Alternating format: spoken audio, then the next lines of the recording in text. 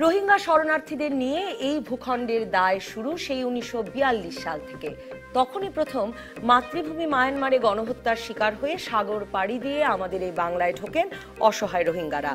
এরপর থেকে যখনই নিজ ভূম রাখাইনের স্বদেশী ভিনজাতি বা রাষ্ট্রীয় বাহিনীর নির্যাতনের মুখে পড়েছেন, তখনই এসে আশ্রয় নিয়েছেন আমাদের দেশে। এই কাফেলা থামেনি এখনো। সর্বশেষ গত বছরের অক্টোবরেও ঢুকে পড়েছেন ৭০,০০০-এর মতো রোহিঙ্গা। কয়েক দফা ফেরত পাঠানোর পর এবং মায়ানমার সরকার আন্তর্জাতিক সব নিয়মকানুন অগ্রাহ্য করে রোহিঙ্গাদের তাদের নাগরিক হিসেবে নির্দ্বিধায় অস্বীকার করতে শুরু করার পর থেকে এখন পর্যন্ত বাংলাদেশে প্রায় ৫ লাখ রোহিঙ্গা নাগরিক আছেন বলে ধারণা করা হয়। এদের অনেকেই শরণার্থী শিবিরের বাইরে মিশে গিয়ে পাসপোর্ট, জাতীয় পরিচয়পত্র নিয়ে পুরোদস্তুর বাংলাদেশের নাগরিক। একথা যেমন উদ্বেগের, তেমনি এর চেয়ে অনেক বেশি উদ্বেগের বিষয় নানা প্রতিকূলতার মধ্যে রোহিঙ্গাদের মানব ও মাদক পাচার সহ নানা অপকর্মে জড়িয়ে পড়া এবং শরণার্থী শিবিরগুলো জঙ্গি গোষ্ঠীগুলোর প্রশিক্ষণ ও সদস্য সংগ্রহের কেন্দ্র হয়ে ওঠা। পরিস্থিতি এখন অনেকটা যেমন, তাতে এটা পরিষ্কার যে রোহিঙ্গাদের ফেরত নিতে বা না নেওয়া নিয়ে তাকে অস্বস্তিতে ফেলা আপাতত আন্তর্জাতিক সম্প্রদায়ের ইচ্ছা বা ক্ষমতার বাইরে। এই অবস্থায় বাংলাদেশ সরকার ঠিক করেছে কক্সবাজারের রোহিঙ্গাদের হাতিয়ার ঠ্যাঙ্গার চরে নিয়ে যাবে। তাতে সরকারের ভাষ্যে একদিকে যেমন ৩০,০০০-এর জায়গায় ১ লাখ লোক বাস করা শিবিরগুলোর অস্বাস্থ্যকর পরিবেশ থেকে বাঁচবে রোহিঙ্গারা, তেমনি এর ফলে অব্যাহত রোহিঙ্গা অনুপ্রবেশ থেকে বাঁচবে বাংলাদেশের প্রধান পর্যটন নগরী কক্সবাজার। কিন্তু বিরানদ্বীপ ঠ্যাঙ্গার চরে পাঠানোই কি তবে এই সমস্যার আপাত সমাধান? এই নিয়ে আলাপ করতে রাজখান স্টুডিওতে আছেন জাহাঙ্গীরনগর বিশ্ববিদ্যালয়ের আন্তর্জাতিক সম্পর্ক বিভাগের অধ্যাপক ডক্টর তারেক শামসুর রহমান, আওয়ামী লীগের উপদেষ্টা মণ্ডলীর সদস্য এবং সাবেক রাষ্ট্রদূত মোহাম্মদ জমির এবং সাবেক রাষ্ট্রদূত আশফাকুর রহমান। স্বাগত আপনাদের তিনজনকে। মোহাম্মদ জমির, আপনাকে দিয়ে শুরু করতে চাই যে ঠ্যাঙ্গার চরে পাঠানো রোহিঙ্গাদের এটা কি একটা সমাধান বলে মনে করেন? অনেকেই তো বলছে যে এমন একটা বিরান জনমানব শূন্য দ্বীপে তাদের পাঠিয়ে দেওয়াটা খুবই অমানবিক। হিউম্যান রাইটস ওয়াচ এ বিষয়ে সরকারের কাছে লিখেছেও। আপনাকে ধন্যবাদ। আপনি আমাকে উপদেষ্টা মণ্ডলীর সদস্য বলাতে আমাকে একটা কঠিন প্যারাডাইমের মধ্যে আটকে দিয়েছেন। আমি সরকারের যেটা নীতি সেই ছাড়া কিছু বলতে পারবো না। আমাদের মনে রাখতে হবে যে যেগুলো আপনি উল্লেখ করেছেন সেটা তার মধ্যে মাদক পাচার, তারপরে তাদের বাংলাদেশের সঙ্গে সম্পর্ক, একটা ইল্লিগাল পাসপোর্ট নিয়ে সেটার মাধ্যমে আইডি কার্ড নিয়ে তারপরে সেখান থেকে বিদেশে যাওয়া, সেখানে আবার অন্য বিভিন্ন জিনিসের সঙ্গে সম্পৃক্ত হওয়া, যেগুলো ঠিক বাংলাদেশের ভাবমূর্তি উজ্জ্বল করছে না। এখন আমি কদিন আগে বলছিলাম একজন বিদেশি রাষ্ট্রদূতকে, যিনি গেছিলেন কদিন আগে, যারা গেছিল তাদেরকে আমি বলছিলাম যে দেখেন, আপনাদের মনে রাখতে হবে যে এই যে বাচ্চারা যারা আছে, যারা এখন পড়াশোনা করতে পারছে না, যারা স্কুলে যেতে পারছে না, যারা স্বাস্থ্যসেবা পাচ্ছে না, যাদের সামগ্রিকভাবে যেটুকু পাওনা মানবাধিকার অনুসারে সেটা তারা পাচ্ছে না, মহিলা যারা নির্যাতিত হয়ে এসছে ওপার থেকে এপারে, তারাও অনেকে সবাই বলেছে যে এরকম আমাদেরকে যতটুকু পাওয়ার অধিকার আমাদের আছে সেটা ওখানে পাইনি, তাও আমরা ফিরে যেতে চাই যদি আমাদেরকে ইত্যাদি। এখন সরকারের তরফ থেকে এরকম একটা সম্ভাবনা যে তারা হাতিয়ার পাশে একটা দ্বীপে তাদেরকে পুনর্বার তাদেরকে নিয়ে যাবে, এখানে তাদেরকে রাখবে, এইটা কিন্তু অন্য দিক থেকে চিন্তা করা উচিত না। Not like the way the Australians did it. তারা রেখেছে, অস্ট্রেলিয়ানরা যারা করেছে তারা বোট পিপল যাদেরকে বলা হয়, যারা সমুদ্র থেকে গিয়ে তারা অস্ট্রেলিয়া নামার চেষ্টা করে, তাদেরকে আটকে রেখা হয়েছে পাপুয়া নিউ গিনির পাশে একটা ছোট দ্বীপে। আরেকটা দ্বীপ আছে যেটা কিনা ফিজির কাছে, সেখানেও রাখা হয়েছে তাদের।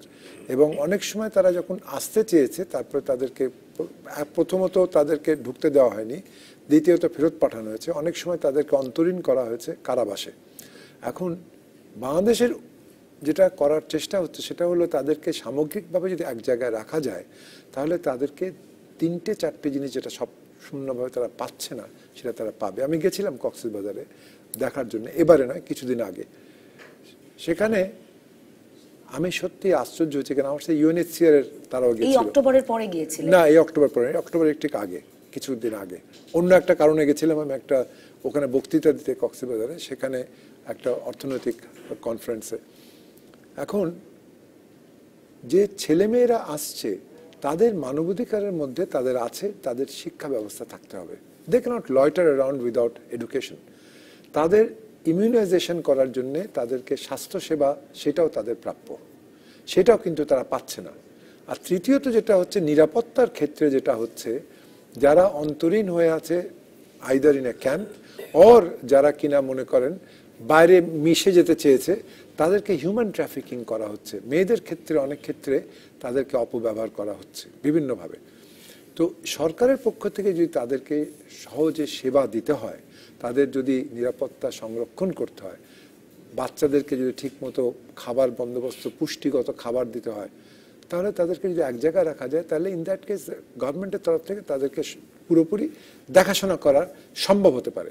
তো আমি মনে করি সেখানে যদি দুটো আছে, একবার আপনাদের এখানে আমি বলেছিলাম বেশ কিছুদিন আগে অক্টোবরের সময়, সেটা হচ্ছে একটা সমস্যার সমাধান হচ্ছে যে তারা রাখাইন ওখানে তাদের প্রভিন্সে, ওখানে একটা ইনসাইড মিয়ানমার তারা ইন্টারনাল ডিসপ্লেসড পারসনস ক্যাম্প করতে পারে, যেরকম করা হচ্ছে দারফুরে, যেরকম করা হয়েছে রুয়ান্ডায়, যেরকম করা হচ্ছে বুরুন্ডিতে। কিন্তু ওখানে যদি করে তাহলে হতে পারে কি, জাতিসংঘের যাতে শান্তিরক্ষা মিশন যেরকম বাংলাদেশ পার্টিসিপেট করছে, ডেমোক্রেটিক রিপাবলিক অফ কঙ্গোতে করা হয়েছে, সিয়েরা লিওনে করা হয়েছে, নাইজেরিয়া বোকো হারামের ব্যাপারে সেখানে করা হয়েছে। তো সেখানে তারা নিরাপত্তা দিল, সেখানে তারা থাকলো, সেখানে তারা কোনো মতে বেঁচে রইলো, তারপরে তাদেরকে সম্পৃক্ত করা হলো। নাগরিকত্ব না দিয়েও একটা সম্ভাবনা আছে। This is one way. The second thing হচ্ছে কি, যে একটা আমাদের যে বর্ডারটা আছে, সীমাটা, সীমারেখা বেশ 40-42 কিলোমিটার হচ্ছে ল্যান্ড বাউন্ডারি, তারপরে হচ্ছে নাফ নদীর বাউন্ডারি। ল্যান্ড বাউন্ডারিটা যেহেতু খুব ডেন্সলি ফরেস্টেড, সেখানে কিন্তু খুব বেশি আমাদের যোগাযোগ ব্যবস্থা, সংরক্ষণ ব্যবস্থা এসব করা নেই। নিরাপত্তা, ওখান থেকে লোকজন যাতায়াত করে এবং বিশেষ করে স্মাগলাররা তারা ওইটা ব্যবহার করে। এবং ইয়াবা স্মাগলিং সবচেয়ে বেশি মিয়ানমার থেকে আসে, বাংলাদেশ শুধু নয়, তারা ওই রুট ফলো করে তারা ইন্ডিয়াতেও যাচ্ছে, বিভিন্ন জায়গায় যাচ্ছে। তো আমাদের সরকার চায় নিরাপত্তা দিতে, আমাদের সরকার চায় পুষ্টি দিতে, আমাদের সরকার চায় হেলথ সংরক্ষণ করতে। সে কারণে কিন্তু এটা প্রচেষ্টা নেওয়া হচ্ছে। পরবর্তীতে যদি এক জায়গায় থাকে, তাদের সমষ্টিগতভাবে যখন রিপ্যাট্রিয়েশন, ফেরত পাঠানোর প্রক্রিয়া শুরু হতে পারে, যখন হবে, তখন সহজে তাদেরকে ফেরত পাঠানো যাবে। ডক্টর তারেক শামসুর রহমান, সরকার বলছে যে তারা স্কুল করবে, বিভিন্ন অবকাঠামোগত উন্নয়ন করবে, তারপর তাদেরকে পাঠাবে। কিন্তু এরকম একটি জায়গায় মানে আটকে ফেলা শরণার্থীদেরকে, সেটা কি মানে আন্তর্জাতিক সম্প্রদায় সেটাকে কিভাবে দেখে? শুরু করেছেন মোহাম্মদ জমির বলছিলেন যে অনেকে করেছেনও জিনিসটা। না, প্রথম কথা হচ্ছে যে এই প্রশ্নটা উঠলো কেন, যে রোহিঙ্গা শরণার্থীরা আশ্রয় নিয়েছে এবং তাদেরকে আমরা, সরকার উদ্যোগ নিয়েছে হাতিয়া উপজেলার ঠ্যাঙ্গারচরে একটি বিরান অঞ্চলে তাদেরকে নিয়ে নিতে। এটা প্রশ্নটা উঠলো এই কারণেই যে যে সমস্ত রোহিঙ্গারা এখানে এসছেন তারা নিঃসন্দেহে নিপীড়নের শিকার হয়ে এসছেন, কিন্তু তারা এখানে এসে এখানে অনেকগুলো সমস্যা তৈরি করেছেন। এর আগেও আমাদের মধ্যে সমস্যা আছে রোহিঙ্গাদের নিয়ে, যাদেরকে আমরা সেই সমস্যাগুলোর সমাধান করতে পারিনি। উপরন্তু আমরা দেখতে পাচ্ছি যে রোহিঙ্গারা একের পর এক সব অপকর্মে তারা লিপ্ত হচ্ছেন এবং এই সাম্প্রতিককালে যারা এসছেন খুব করুণভাবে আমি দেখেছি তারা রাস্তার পাশে দাঁড়িয়ে, এই ছবিও ছাপা হয়েছে যে তারা ভিক্ষা করছেন এবং রাস্তায় তারা ওয়েট করছেন কেউ যদি তাদের সাহায্য দেয়। তার অর্থটা হচ্ছে তারা একটা অমানবিক জীবন যাপন করছেন বাংলাদেশের ভেতরে এসে, কক্সবাজারে এসে। আচ্ছা, এখন প্রশ্নটা হলো যে এমনি একটা পরিস্থিতিতে তারা কক্সবাজারের যে অঞ্চলে তারা বসবাস এসেছেন সেখানে পরিবেশ নষ্ট হচ্ছে এবং নানা সামাজিক অপকর্মের সাথে তারা জড়িয়ে ফেলেছে নিজেদেরকে। ফলে এমনি একটা পরিস্থিতিতে সরকার, আমি মনে করি সরকারের যে সিদ্ধান্তটা ইজ এ ওয়াইজ ডিসিশন, সিদ্ধান্তটা ভালো, যে তাদেরকে একটা জায়গায় স্থানান্তরিত করা। উদ্দেশ্যটা হচ্ছে যে তারা এক জায়গাতে থাকবে, সরকার তাদেরকে খাদ্য, পুষ্টি, শিক্ষা দেবে এবং মিয়ানমার সরকারের সাথে G2G লেভেলে সরকার পর্যায়ে আলোচনা হয়ে এদেরকে একসময় প্রত্যাহার করে নেওয়া হবে।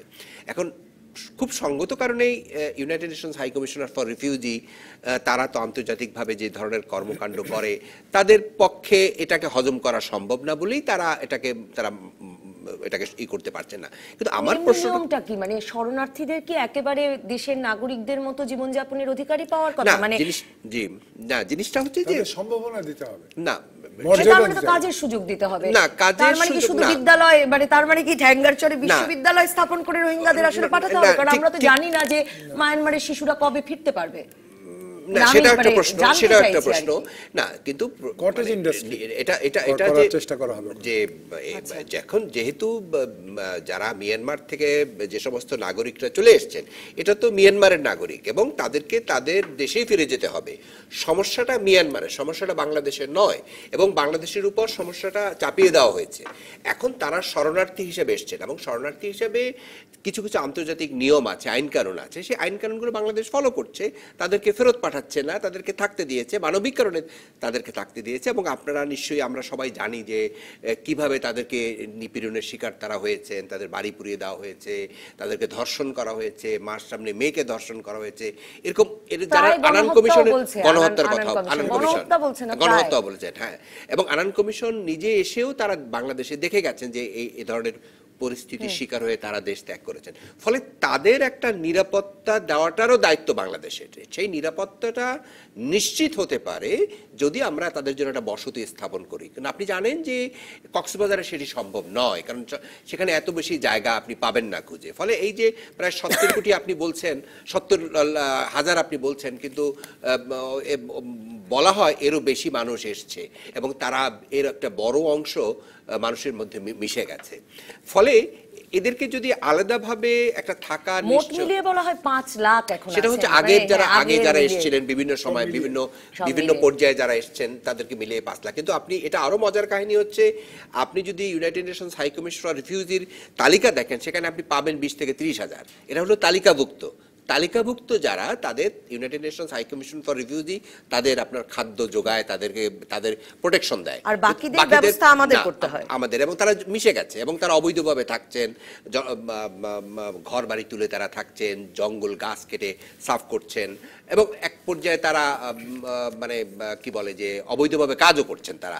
এবং অনেকে টাকার বিনিময়ে পাসপোর্ট নিয়ে, বাংলাদেশি পাসপোর্ট নিয়ে তারা সৌদি আরবে গেছেন এবং শাস্তি পেয়েছেন এবং অনেক কাহিনী আমরা জানি। ফলে এখন যেটা আমি মনে করি যে সিদ্ধান্তটা, মানে সরকার যে সিদ্ধান্ত নিয়েছে এটা একটা ওয়াইজ ডিসিশন। কারণ তাদেরকে আমি ঠিক বলতে চাই না যে তাদের এক জায়গায় রাখা, কিন্তু তাদের জন্য আমি বলতে চাই তাদের জন্য একটা বসতি স্থাপন করা যেখানে তারা থাকতে পারে এবং একজন মানুষ তার অধিকার আছে সে থাকার, বসবাস করার এবং তার ন্যূনতম যে খাদ্য, স্বাস্থ্য, শিক্ষাটা দেওয়ার, সেটা নিশ্চয়ই আমরা প্রত্যাশা করি যে রাষ্ট্র এটা করবে। আশফাকুর রহমান, আপনার কাছে বিষয়টা কি এক জায়গায় তাদেরকে রাখা নাকি বসতি স্থাপনের সুযোগ দেওয়া? আর বসতি স্থাপনের সুযোগ দেওয়া হলে তো এমনিতেই মিয়ানমার তাদেরকে বাংলাদেশের দিকে পাঠিয়ে দিয়ে একরকম স্বস্তিতেই আছে মনে হচ্ছে, তো বসতি স্থাপনের সুযোগ দেওয়াটা তো আরো ভালো। মানে বসতিও করতে দিলে তো তখন আরো বিপদে পড়বে না বাংলাদেশ, মানে আরো স্থায়ী হলো। আমরা উই আর রিয়েলি ফিডলিং, এখানে আসল অ্যাকশন হচ্ছে মিয়ানমারে।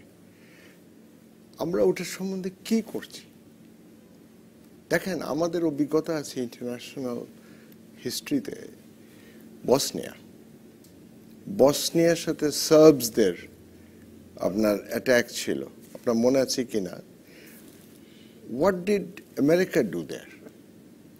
আমেরিকা একটা নো ফ্লাই জোন করলো ইনসাইড বসনিয়া এবং বলল যে এখানে কোনো প্লেন উঠবে না, এখানে কোনো আর্ম সোলজার ঢুকবে না একটা পার্টিকুলার এরিয়াতে, এবং সেখানে ওই বসনিয়ানসরা বসনিয়াতেই থাকবে এবং সার্বসরা বা অন্য কোনো জাতি আসে, we will not allow it, we are going to retaliate. এবং তারা এমন একটা সিচুয়েশন করলো নো ফ্লাই জোনে, they had to stay there. এবং হ্যাঁ, ওয়েসলি ক্লার্ক করেছিল। We should take lessons from history. এইগুলো তো করছি আমরা, তালি মারছি, তালি মেরে বলতি হা হা কি হলো কেন? Y can't we mobilise the international community? bring all কেন of বলুন তো, মানে এই যে রাষ্ট্রদূতরাও খুব ঘন ঘন গেলেন গিয়ে বাংলাদেশের কি কি না, না, করা ওগুলো উচিত তো সেই শুনেন। বিষয়েও উপদেশ দিলেন, মানে না না কেন না, কিছু ওরা করা কি যাচ্ছে উপদেশ না? দেবে? ওরা কি উপদেশ দেবে? History is the biggest teacher. ইতিহাসে দেখেছি যেমন বসনিয়ানদেরকে মারছে সার্বসরা এসে, ওরা একটাই দেশই ছিল ইউগোস্লাভিয়া, যখন ভেঙে গেল তখন this is what they did. যে আমেরিকা সেড, মানে একটা কাজ আমেরিকা ভালো করেছিল ইন হিস্ট্রি। কিন্তু সেই উদাহরণ তো আর অন্য যুদ্ধ মানে না, আমি সংঘাতপূর্ণ জায়গায় আর কখনো ফলো করতে দেখা গেল না। মানে এটা তো দারুণ উদাহরণ আসলে কিভাবে যুদ্ধ চলতে পারে কিন্তু আবার মানুষ বাস্তুচ্যুত হবে না। হ্যাঁ, বাস্তুচ্যুত হবে না, ওখানেই থাকলো ওরা। They were allowed to stay in their own land, and তারপরে বললো যে সার্বস আর বসনিয়া তোমরা নেগোশিয়েট করো। অ্যান্ড আলটিমেটলি কি হলো? আজকে যে বসনিয়া তো বোথ দ্য গ্রুপস, ওইটার ভেতরেই সার্বসদের অনক্লেভ আছে, এখনো আছে, but they are living in coexistence. পারি না আমরা? সার্বেনিকা। হ্যাঁ, তো বড় সার্বেনিকা। হাত হয়েছিল। আমরা তো পারি এটা। কেউ, আমি বলতে চেয়েছি এটা, যে দেখেন আমরা we should mobilise the international community through the United নেশনসের একটা রেজলিউশন আছে, ওআইসির একটা রেজলিউশন আছে on Myanmar. What are we talking about? এখানে তো আমরা উই আর ওআইসির একটা আশফাক, ওআইসির কদিন আগে যে মিটিংটা হলো মালয়েশিয়ায়, তারা উদ্বেগ শুধু না, তারা একটা রেজলিউশনও করেছে। না, রেজলিউশন করেছে, বাট মালয়েশিয়া করলে হবে না তো। You have to bring the big powers. UN security কাউন্সিলে এটা এটা আনতে হবে। আলোচনা হয়েছে, Russians- কিন্তু সেটা কোনো কিছু হয়নি। You have to bring the Russians in. You have to bring the Americans in. You have to bring in, the Western. কিন্তু এই বিষয়টা পারা যাচ্ছে না বলেই, মানে রীতিমতো পারা যাচ্ছে? ওবামা না, যখন give me সফর one reason. করলেন তখনও তো কেন পারা যাচ্ছে না, এর আপনি কি রিজন দেখেন সেটা শুনবো একটা বিরতির পর এসে। আমি আপনাদের সবার কাছে শুনবো, কারণ এটাই তো বোধহয় সবচেয়ে বড় প্রশ্ন, Exactly. যে কেন পারা যাচ্ছে না। কেন এবং পারা পারা যাচ্ছে না বলেই নিরুপায় হয়ে বাংলাদেশে এখন ব্যবস্থা করতে হচ্ছে কিনা, যে আসলে মানে কোনো সম্ভাবনাই নেই যে Because we are- কবে এই রোহিঙ্গারা দেশে ফিরতে হ্যাঁ, পারবেন। না, এটা এটা weak মেনে একটা- নিয়েই ঠ্যাঙ্গার চর সমাধান কিনা না, সেটা ঠ্যাঙ্গার নিয়ে চর আলাপ is করতে not the চাই। সমাধান। একটা বিরতির পর Not দর্শক থাকুন রাজকাহনে। ফিরে এলাম রাজকাহনে। আশফাকুর রহমান, আপনাকে জিজ্ঞেস করতে চাই, এই পর্বে আলোচনা করতে চাই, আপনি যে প্রশ্ন তুলেছেন, বলেছেন যে আসলে মূল প্রশ্ন ঠ্যাঙ্গার চরে পাঠানো হলো না, কি বাংলাদেশ কি করলো তা নয়, আন্তর্জাতিক সম্প্রদায় কি করছে, মিয়ানমার কেন দায়িত্ব নিচ্ছে না। কিন্তু আন্তর্জাতিক সম্প্রদায় কিছু করছে না কেন? মানে কেন করছে না? আমার আপনার প্রশ্ন কাছে- হলো যে হিউম্যান রাইটস এর যখন ব্যাপার হচ্ছে, বড় বড় সাহেবরা আসছেন এখানে, তারা they are taking advantage of this, মানে একটা খুবই একটা দুঃখজনক ব্যাপারের উপরে স্টেটমেন্ট দিচ্ছে, এইটা করছে। Nonsense. You take steps, concrete steps. You have to put Myanmar government into a bind, ইংরেজিতে বলে বাইন্ডে রাখো, যে তোমার এখানে কোনো জাহাজ উঠবে না, কিচ্ছু উঠবে না, বোমা মারতে পারবে না, গুলি মারতে পারবে না, অ্যান্ড ইউ টক। কিন্তু বাস্তবতা কি সেটা বলে যে মানে ধরুন কেন? আপনি দীর্ঘ অবরুদ্ধ সেনা শাসনের পর মায়ানমার তো তার সেনা দরজা তো- খুলে দিল, সেখানে প্রচুর জ্বালানি আছে, তাদের নাকি সকল অবকাঠামো তৈরি, সেখানে এত ব্যবসা বাণিজ্যের সুযোগ, এখন মার্কিন যুক্তরাষ্ট্র দূতাবাস খুলছে, মানে কেন বাংলাদেশের এই বিপদের জন্য তারা যুদ্ধ করবে বা কিছু রোহিঙ্গা না জনগোষ্ঠীর না, জন্য? এটা তো যুদ্ধ করা- যুদ্ধ না, মানে তর্কে জড়াবে, বিবাদে জড়াবে। না, বিবাদে না।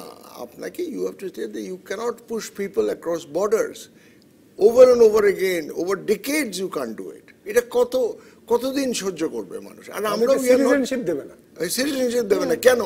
ছিল তো। সংবিধানই আছে যে শোনেন, সিটিজেনশিপ নাই রোহিঙ্গাদের। যখন Myanmar became independent, they were members of parliament Yeah, Yes. from এটা. Yeah, The members of parliament. Rohingya- till 62 হ্যাঁ, till 62 members of parliament ছিল তারা। they 62তেই তো বোধহয় তাদেরকে নাগরিকত্ব থেকে হ্যাঁ, খারিজ খারিজ করা করে হলো। ওটা বিকজ ওই যে আর্মি আসলো। সো দিস ইজ এ রোগ আর্মি।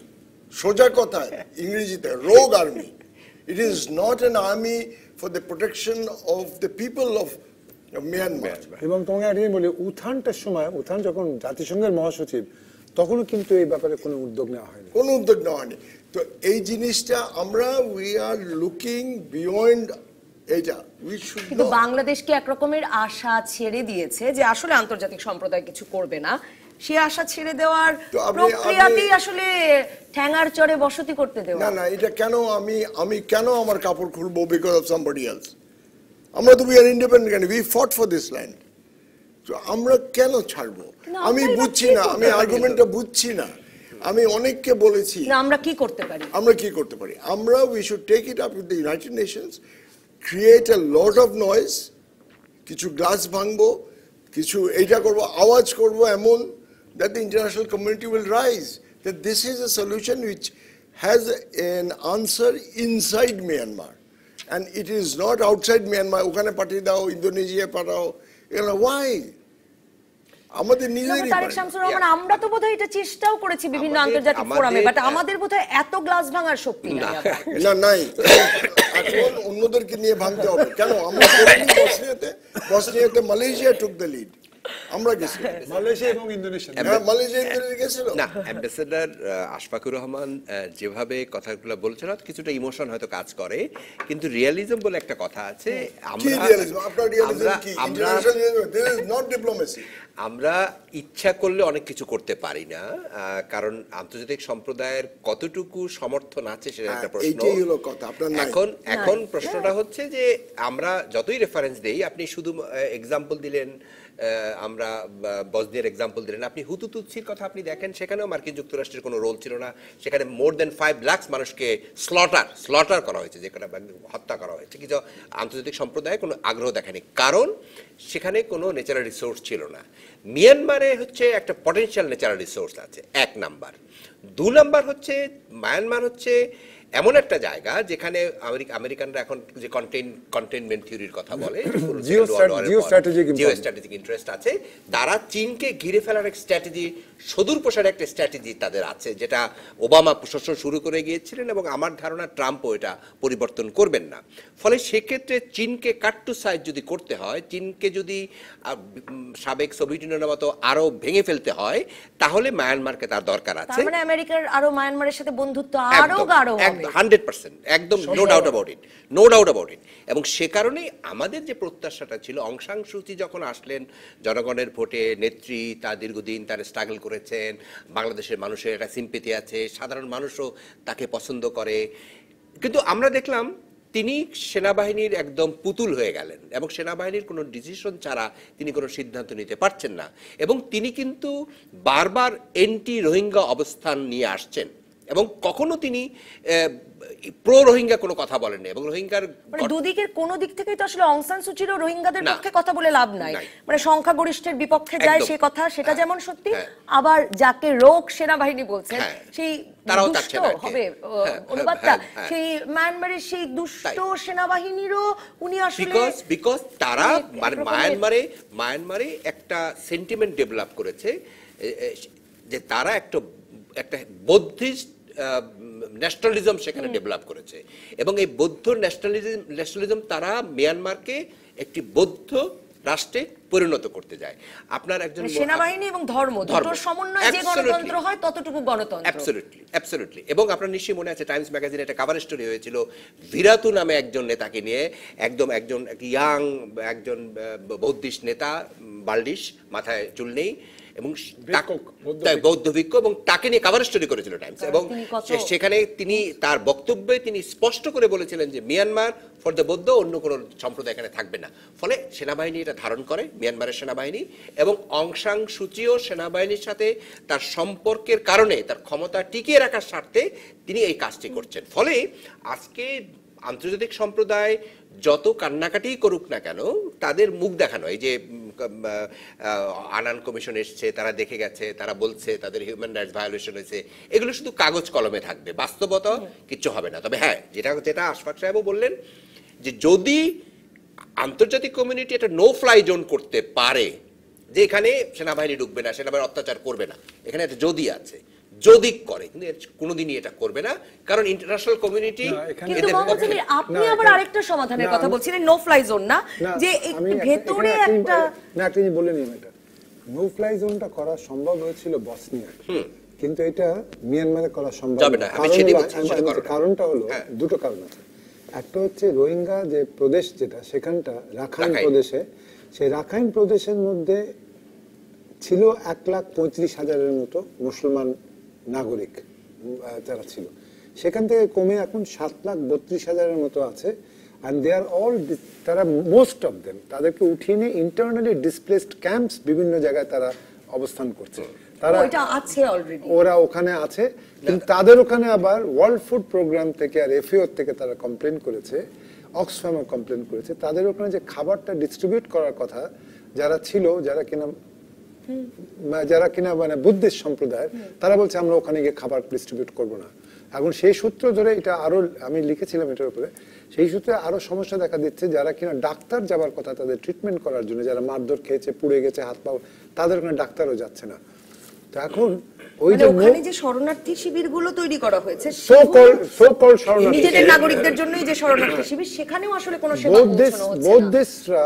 বৌদ্ধিস্ট শরণার্থী শিবির যেগুলো আছে, বৌদ্ধ ধর্মাবলম্বী যাদের আছে, তারা বেশ আছে, তাদের কোনো, তারা বলছে যে আমাদের এখানে কোনো দরকার নেই খাবার টাবার, কারণ ওরা যে বুদ্ধিস্ট মনেস্ট্রি আছে, সে মনেস্ট্রি থেকে তাদের খাবার পাঠিয়ে দেওয়া হয় তাদের ওখানে, তারা সেটা নেয় এবং খায় ইত্যাদি সবকিছু করে, কিন্তু মুসলমানরা খাবার পাচ্ছে না। নো ফ্লাই জোন হয় only when you know that there is a certain এরকম ঘটনাগুলো বাংলাদেশে ঘটলে তো মানে আমরা ভীষণ চাপে থাকতাম, মানে আন্তর্জাতিক সম্প্রদায় ভীষণ সমালোচনা করতো, তা নিয়ে আমরা গণমাধ্যম ভীষণ আরো তীব্র সমালোচনা করতাম এবং খুব বিচলিত হয়ে পড়তাম। কিন্তু আন্তর্জাতিক সম্প্রদায় তারা সুন্দর সুন্দর মিষ্টি কথা বলতে সবসময় প্রস্তুত, এবং তারা সবসময় মানে বিশেষ করে তারা মানবাধিকারের কথা উল্লেখ করে, কিন্তু এইটা পরিষ্কার যে মানবাধিকারের কথা যখন তারা বলে সেটা স্বার্থ সম্পন্নভাবে বলে। যদি আমি জানি যে আমার ওখানে একটা স্বার্থ আছে, স্বার্থ চরিতার্থ হবে, তখন সেটা তারা ব্যবহার করে। আজকে যদি এরকম একটা ঘটনা ঘটতো যেখানে কিনা কোনো কারণে মধ্যপ্রাচ্য কিংবা কোনো কারণে ধরা যাক আরেকটা দেশ যেখানে কিনা তাদের স্বার্থ অতটা কম, তখন তারা বলতো হ্যাঁ এটার সিকিউরিটি কাউন্সিলের নিরাপত্তা পরিষদে আলোচনা হবে, বিবেচনা হবে, আমরা একটা রেজলিউশন নিচ্ছি, সেই রেজলিউশন অনুসারে কাজ করতে হবে, না তাহলে আমরা স্যাংশন ইস্যু করবো। মিয়ানমারের ক্ষেত্রে স্যাংশন ছিল, সেখানে উঠিয়ে নেওয়া হয়েছে। তো এখন কথা হচ্ছে, তুমি যদি একটা কথা বলো, দ্বিমুখী ভাবে তুমি চলো, সেটা তো ঠিক নয়। যে আশফাক যেটা বলছিল that is right in the sense যে এই যে নো ফ্লাই জোন করাটা সম্ভব ছিল, কিন্তু এইটা এখানে সম্ভব নয়, কেন এইটা অত্যন্ত সীমিত এলাকা, মানে it will take more than 1.5 minutes for you to cross that particular peninsula. আপনাদের সঙ্গে তো যোগাযোগ থাকে এই যে বাংলাদেশে কর্মরত বিভিন্ন দেশের রাষ্ট্রদূতদের, মানে এই যে এই সময়টা, এই অক্টোবরের পরেও তো আমরা ব্যাপক আগ্রহ দেখলাম যে এই কদিন আগেও মার্কিন রাষ্ট্রদূত, ব্রিটিশ রাষ্ট্রদূত, কানাডিয়ান রাষ্ট্রদূত এরা ঘুরে আসলেন। ওনারা ঘুরে এসে কি করেন? ওনাদের দেশে রিপোর্ট দেন যে মানে সেখানে আমরা কেমন ওদেরকে ট্রিট করছি সেই বিষয়ে রিপোর্ট দেন, নাকি রিপোর্ট দেন যে আপনাদের কিছু করা উচিত? না, সেখানে কিন্তু মিডিয়ার একটা, আমি বলবো একটা জিনিস যেটা কিনা আমার সাথে গত না পরশুদিন ইরানিয়ান ন্যাশনাল ডেতে আমার সাথে কথা হচ্ছিল অ্যালিসনের সাথে, ব্রিটিশ হাই কমিশনের সাথে। তাই আমি বললাম যে ডেইলি স্টারে তার উপরে তার মন্তব্য ছিল যেটা কিনা সে বলেছে জেনোসাইডের মতো এটা ঘটনা ঘটছে, কিন্তু পরবর্তীতে উনি পরিষ্কারভাবে বলেছেন যে আমি ওইটা উল্লেখ করিনি। না, আনান কমিশনে গিয়ে প্রায় জেনোসাইড বলেছেন, আর ব্রিটিশ হাই কমিশনের পক্ষ থেকে জেনোসাইড বলে ফেলেন। উনি বলেননি, এবং উনি পরবর্তীতে একটা কারেকশন একটা ইস্যু করেছে ডেইলি স্টার পরবর্তীতে লাস্ট পেজে, সেটাই আলোচনা হচ্ছিল। উনি বললেন যে আমি এটা বলিনি, কিন্তু আমি এটা বলেছি যে এক্সট্রা জুডিশিয়াল কিলিং হয়েছে ওখানে, এবং ওখানে রেপ হয়েছে, এবং অনেক কিছু জিনিস হয়েছে যেটা কিনা আমরা ক্ষুব্ধ, আমরা চাই এই সকল জিনিস বন্ধ হোক। তো ওই 19 তারিখে ওদের বোধহয় একজন প্রতিনিধি আসছে, যিনি আসবেন এখানে, আলোচনা হবে, প্রধানমন্ত্রীর সাথে আলোচনা হবে। মায়ানমারে যাবেন না ওনারা? আনান কমিশন না, ব্রিটিশ প্রতিনিধি আসবেন বলছেন। ব্রিটিশ প্রতিনিধি না, এটা হচ্ছে জাতিসংঘের প্রতিনিধি আসবে, উচ্চ পর্যায়ের প্রতিনিধি, তারা আসবে, প্রধানমন্ত্রীর সাথে আলাপ হবে। কিন্তু আমার কথাটা হচ্ছে যে সবই সম্ভবপর যদি কিনা সরকার যথেষ্ট সাপোর্ট পেত, আন্তর্জাতিক সাপোর্ট। সেখানে সবচেয়ে গুরুত্বপূর্ণ সরকার একরকম নিরাশ হয়ে ঠ্যাঙ্গার চোরের সমাধান বের করেছে যে আসলে এই 5 লাখ লোককে ফেরানোর আর কোনো রাস্তা না, নাই। 5 লাখ লোককে ফেরানোর সমস্যার সমাধান হওয়ার সম্ভাবনা খুবই কম, আই বি ভেরি ফ্র্যাঙ্ক। কিন্তু এখানে যে ভূমিকা পালন করতে পারতো যারা, তারা হচ্ছে ওআইসি। এখন ওআইসি সমস্যায় পড়েছে, কারণ এটা পরিষ্কার দেখা যাচ্ছে বেশ কিছু সম্প্রদায়ের লোক যারা কিনা মিলিটেন্ট, সন্ত্রাসী, তারা আবার এখানে বন্দুক ট্রেনিং নিয়ে বাংলাদেশের ভেতরে একটা জায়গায় তাদেরকে চিহ্নিত করা হয়েছে। তারা they entered Myanmar to carry out operations, এবং তারা নিজেরাই বলেছে তাদের ফেসবুকে যে আমরা এটা করেছি, খুন করেছি, এই করেছি, ওই করেছি। তো সরকারের পক্ষে ওই যে বললাম ল্যান্ড বাউন্ডারি, যেখানে কিনা ক্রসিং ওভার পয়েন্ট যেটা আছে, আমাদের ফার্স্ট হচ্ছে ওই ল্যান্ড বাউন্ডারিটা খুব শক্ত করে সুন্দরভাবে বন্ধ করব। আমি একটা বিরতির পরে এসে জানবো আপনাদের কাছে যে আসলে এই যে আটকে ফেলা, তাতে নিরাপত্তা নিশ্চিত করা যাবে কিনা? কারণ আপনি যে এই জঙ্গি প্রসঙ্গ নিয়ে তো আসলে ভারতেরও উদ্বেগ আছে। এই কিন্তু ভারত একটা বারও কোনো কথা বলেনি। ভারত চুপ করে বসে আছে। Not even China. তো ভারতই বা কেন চুপ করে বসে আছে সেটাও না, জানবো। সেটা আমি বিমস্টেকের ব্যাপারে বলবো না। একটা বিরতির পর দর্শক ঠাকুর রাজকাহনে ফিরে এলাম। রাজকাহনে মোহাম্মদ জমির জঙ্গি সমস্যার কথা বলছিলেন, মানে এই অঞ্চলের নিরাপত্তাকেও ঝুঁকির মুখে ফেলছে এই রোহিঙ্গা সমস্যা, সেই প্রসঙ্গে একটু যেতে চাই। ভারত সেখানে চুপ কেন? কারণ ভারতেরও তো এই নিয়ে উদ্বেগ থাকার কথা। না, তিন ভাবে। ভারত যেটা হচ্ছে আমরা দেখেছি, ভারতের সাথে যে মধ্যখানে এনক্রোচমেন্ট হয়েছিল এবং কয়েকজন মারা গেল ভারতীয় সোলজার, তারা প্লেনে করে গিয়ে অ্যাটাক করে, হেলিকপ্টার ল্যান্ডিং করে, তোমার মনে আছে নিশ্চয়ই, সে গিয়ে অ্যাটাক করলে they went inside and killed 14 Myanmar soldiers. বাংলাদেশের সমস্যা হচ্ছে কি, আমরা অত্যন্ত শান্তি প্রিয়। আমাদের এখানে বর্তমানে যখন আমরা এত হাজার হাজার শরণার্থী তাদেরকে দেখাশোনা করার চিন্তা করছি, তখন আমাদের এখানে 3 জন মিলে মাছ ধরছে সমুদ্রে, তাদের উপরে গুলি বর্ষণ হচ্ছে। এখন আমাদের সরকারের উচিত হবে যে আমরা ঠিক আছে, we are willing to be very peaceful, কিন্তু যদি বিদেশি যারা আছেন এখানে, যারা সবসময় প্রস্তুত আমাদেরকে উপদেশ দেওয়ার জন্য, তাদেরকে ডেকে বলা, তোমরা যা কিছু আমাদেরকে বলতে চাও আমরা শুনি, কিন্তু এখন মিয়ানমারকে বলার সময় এসছে। এবং এই সূত্রে আমি বলবো আরেকটা জিনিস, আমি মনে করি মিয়ানমারের যিনি আছেন প্রধান এখন, যিনি সবকিছু ব্যাপারে জড়িত, অং সান সু কি, তিনি নোবেল পিস প্রাইজ পেয়েছেন। আমাদের দেশেও একজন নোবেল পিস প্রাইজ আছেন। তিনি যখন সিকিউরিটি কাউন্সিলে রেজলিউশন মুভ করার জন্য, আলোচনা করার জন্য কথা হয়েছে, তখন কিন্তু প্রফেসর ইউনুস তার নাম দিয়েছিলেন। কিন্তু আমি আশা করব প্রফেসর ইউনুস নিজে একটু এখন এগিয়ে একটা ভূমিকা পালন করবেন দেশের জন্য, দশের জন্য, যে আমাদের দেশের শান্তির প্রক্রিয়া যাতে বিঘ্নিত না হয়, আমাদের দেশে সন্ত্রাসী কর্মকাণ্ডে যেন অন্যরা লিপ্ত না হয়, আমাদের দেশে যে ইয়াবা স্মাগলিং যেটা হচ্ছে বিকজ অফ দেম, এইগুলো যাতে বন্ধ হয়, এইসব ক্ষেত্রে উনি চুপ করে থাকলে কোনো লাভ নেই। সোশ্যাল বিজনেস করে কি লাভ যদি সবসময় চুপ থাকে? সরকার পারছে না। এখানে যেহেতু নোবেল পিস প্রাইজ পেয়েছেন উনি, আচ্ছা, ওনার একটা আন্তর্জাতিক কাঠামোগত দিক আছে, সেই সূত্র ধরে আমি বলবো ওনার মতো লোক যারা আছেন, যদি আছেন যে সাউথ আফ্রিকা যিনি জনমত গড়ে তোলার চেষ্টা করতে পারে, আমাদের প্রধানমন্ত্রী আর কত করবেন? উনি তো সচেষ্ট হচ্ছেন, আপ্রাণ চেষ্টা করছেন প্রধানমন্ত্রী। এখন it's time for others in the world to also actively pursue this matter. আমার যেটা আরেকটা বড় প্রশ্ন ডক্টর তারেক শামসুর রহমান, যে শরণার্থী শিবিরে আমরা ভাবলাম যে শুধু শরণার্থী শিবিরেই এরা শরণ নেবেন, এরা আশ্রিত থাকবেন, কিন্তু এরা তো আমাদের মধ্যে ছড়িয়ে পড়লেন, পাসপোর্ট নিলেন, যেটা আপনি বলছিলেন, আইডি কার্ড নিলেন, সবই নিলেন। আবার এরা ওই শরণার্থী শিবিরের মধ্যে অনেক বছর ধরে, এগুলো আমরা জানি, তারপরেও সেখানে মাদক পাচার, মানব পাচার, এমনকি জঙ্গিবাদের চাষ সব হচ্ছে। ঠ্যাঙ্গার চরে পাঠিয়ে দিলে এগুলো আরো নির্বিলিতে করা যাবে না, আরো সুবিধা না, এবং সেখান থেকে বেরিয়ে পড়ে তারা দেশের বিভিন্ন দিকে চলে গেলেই বা কি করার আছে? অ্যাবসলিউটলি কারেক্ট কথা বলেছেন আপনি। এখন প্রশ্নটা হচ্ছে, টেকনিক্যালি যদি আপনি ঠ্যাঙ্গার চরে নিয়ে যান এবং তাদেরকে যদি ওখানে থাকার ব্যবস্থা, ঘর বাড়ি তৈরি করে থাকার ব্যবস্থা করেন, এবং সেটা যদি ওয়াইডলি প্রোটেকশনের মধ্যে না রাখেন, আপনি মনিটরের মধ্যে না রাখেন, তাহলে দুটো সম্ভাবনা হবে। একটা সম্ভাবনা হচ্ছে যে এরা ওখান থেকে বেরিয়ে যাবে, সাগর পাড়ি দেবে, এবং ওই সে আবার সে ভাসমান রোহিঙ্গাদের মতো সাগরে ভাসবে। এটা হতে পারে। মানে একটা প্রোটেকশনটা হচ্ছে যে মনিটর করা, ধরেন সেখানে মানে যাতে করে তাদের মধ্যে কোনো রকমের জঙ্গি তৎপরতা ডেভেলপ না করে। কারণ আমাদের মধ্যে একটা শঙ্কা কাজ করে, যেটা ইন্টারন্যাশনাল কমিউনিটি, আমি আপনাকে ইন্টারন্যাশনাল ক্রাইসিস গ্রুপে রেফারেন্স দিতে পারি, এবং শুধু তাই না, ওয়ার্ল্ড ক্রান্স নামে একটা ম্যাগাজিন, সেখানে একটা 13/1/17 সালে একটা আর্টিকেল বেরিয়েছে, সেখানে তারা বলছে হারাকাতুল আল ইয়াকিন নামে একটা জঙ্গি গোষ্ঠীর নাম তারা বলেছে, যে জঙ্গি গোষ্ঠী ফিনান্স বাই সৌদি আরবিয়া, তারা এই রোহিঙ্গাদের মধ্যে তৎপর। ফলে এই ঠ্যাঙ্গার চরে যদি আপনি পাঠান, সেখানে একটা কোট আনকোট একটা সম্ভাবনার জন্ম হতে পারে জঙ্গি তৎপরতার। ফলে সেই জন্যই বলছি সলিডারিটি আছে, সেই জন্যই আমি বলছি যে একটা ওয়াচ লিস্ট, আপনাকে একটা তাদেরকে একটা নিয়ন্ত্রণের মধ্যে রাখতে হবে। শুধু পাঠালেই হবে না, আপনি এটা হলো বিশাল চর এলাকা, হ্যাঁ, সেই চরে যদি আপনি তাদেরকে বসতি স্থাপন করেন এবং সেটা যদি মনিটরের ব্যবস্থা, পর্যাপ্ত মনিটরের ব্যবস্থা না করেন, সেখানে যদি পর্যাপ্ত আইন শৃঙ্খলা রক্ষাকারী বাহিনীকে আপনি মোতায়েন না করেন, ইভেন কি প্রয়োজন হলে বিনামূল্যে যদি সেখানে সেনা বিডিআর ফোর্স যদি মোতায়েন না করেন, তাহলে কিন্তু এদের মধ্যে অসন্তোষ দানা বাঁধবে এবং সে অসন্তোষকে পুঁজি করে এই জঙ্গিবাদী সংগঠনগুলো সেখানে তৎপর হতে পারে। ফলে আমরা যখনই চিন্তা করছি যে ঠ্যাঙ্গারচর এদেরকে রিহেবিলিট করব, আমি মনে করি ইটস এ ওয়াইজ ডিসিশন, ভালো ডিসিশন। অ্যাটলিস্ট কক্সবাজারে যে অপকর্মগুলো হতো সেখান থেকে কিছুটা রক্ষা পাবে। সেই সাথে আমাদেরকে এটাও এনশিওর করতে হবে যাতে করে এখানে এমন কোনো ঘটনা না ঘটে যাতে করে আমাদের নিরাপত্তা ঝুঁকির মুখে থাকে। ফলে এই বিষয় আমার রোহিঙ্গা চিহ্নিত করাও তো এখন বাংলাদেশের জন্য একটা বড় ধরনের বাস্তবিক সমস্যা হয়ে দাঁড়াবে। পররাষ্ট্র প্রতিমন্ত্রী জানিয়েছেন যে সেখানে কমিটি করে দেওয়া হয়েছে এবং স্থানীয় জনপ্রতিনিধিদের মাধ্যমে আসলে রোহিঙ্গা চিহ্নিত করা হবে, কিন্তু তাতেও তো আসলে 5 লাখের খোঁজ তো আর পাওয়া যাবে না।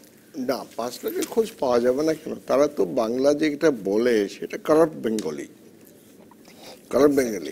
হ্যাঁ, কিন্তু উখিয়া ওই এলাকার লোক ওই রকমই। না না না, ইউ উড নো। আমি জানি কেন, আমি চীনে যখন রাষ্ট্রদূত ছিলাম তখন আমি একবার ওই সাদার্ন চায়নাতে একটা এক্সিবিশনে গেছিলাম। আমি দেখতে মনে হয় বাংলাদেশি, একদম বাংলাদেশি। আমি ভাই কেমন আছেন, হি ডিডন্ট আন্ডারস্ট্যান্ড। এটা কি শান প্রভিন্সের কাছে? না না না, শান না, ওই যে ওখানে তোমার ওই যে কি বলে সাউথ, ওই গংজোর কাছে আর কি। গংজোর কাছে একটা বিরাট আমাদের এক্সিবিশন হয়েছিল। এক্সিবিশনের মধ্যে আমাদের প্রোডাক্টসও ছিল, তো ওরা সব এসেছিল। I thought they were Bangladeshis, but they are not Bangladeshis, they are that. That is not a great difficulty. শোনেন, আমরা কোনো কনসার্টেড ইন্টারন্যাশনাল এফার্ট নিই। You tell me one instance. এটা তো আমরা উড়ো উড়ো কথা বলছি, এইটা করো এইটা করো। মোহাম্মদ জমির একটা নিয়ে হাজির হলেন, প্রেসক্রিপশন বললেন যে আবার নোবেল শান্তি পুরস্কার বিজয়ী বাংলাদেশি ডক্টর ইউনুস উদ্যোগ নিতে পারে। আপনার কাছে কোনো? না, আমার কাছে আই ডোন্ট হ্যাভ দি। না, শুধু ইউনুস না, আমি বলছি যে যারা এই ব্যাপারে তারা উদ্বেগ প্রকাশ করেছে, তার জন্য তো শান্তি পুরস্কার পাওয়া ব্যক্তি উদ্বেগ প্রকাশ করেছে। তারা মিলে কেন একটা? তারা মিলে একত্রিত হয়ে জাতিসংঘের সঙ্গে আইওএম সঙ্গে এটা করা উচিত। Human beings. ইউনুস একা না, আমরা রোহিঙ্গা, এরা তো হিউম্যান বিইং। আমরা কত ফোরামে ইন দ্য ইউনাইটেড নেশনস আমরা এই হিউম্যান ডেভেলপমেন্টের জন্য কত কাজ করি, কত ভোট পাই আমরা, কত এইটা। Why can't we take this basically আমরা এইভাবে নিয়ে then we go up to the security council, যে we get our friends together and ask them to move a resolution in the United Nations, যে security council third committee social যে আছে, আছে তো third committee থেকে সেটাকে UN যেতে করে। সিকিউরিটি কাউন্সিলে আপনি যেতে পারবেন না ভাই। আমি তো সেটা বলছি না। You must understand what I am trying to say. I am trying to say build up a public opinion in the United Nations. যে কথাটি মোহাম্মদ জমির বলেছেন। হ্যাঁ, let us do it. আমরা we have not touched it also. আমার শেষ মন্তব্য নেওয়ার ডক্টর তারেক শামসুর রহমান, কতদিন আসলে এরকম একটি দ্বীপ যেটাকে আমরা ধরে নিচ্ছি যে এক রকমের মনিটর করব আমরা, কতদিন একটা এরকম দ্বীপ জেলখানায় আসলে একদল শরণার্থীকে রেখে দেওয়া যায়? না, সেটা তো ধরেন রেখে দেওয়া তো যায়। অস্ট্রেলিয়া রেখেছে না ফিজি পশ্চিম এশিয়া, রেখে দেওয়া যায়। আছে, এটা আছে, এটা করা যায়, কিন্তু এটা জিনিসটা শোভন নয় এবং নিশ্চয়ই বাংলাদেশের যে ভাবমূর্তি আছে বিদেশে সেটা ক্ষুণ্ণ হবে এবং আমি নিশ্চয়ই এটা প্রত্যাশা করব না যে বাংলাদেশ এটা এইভাবেই করবে।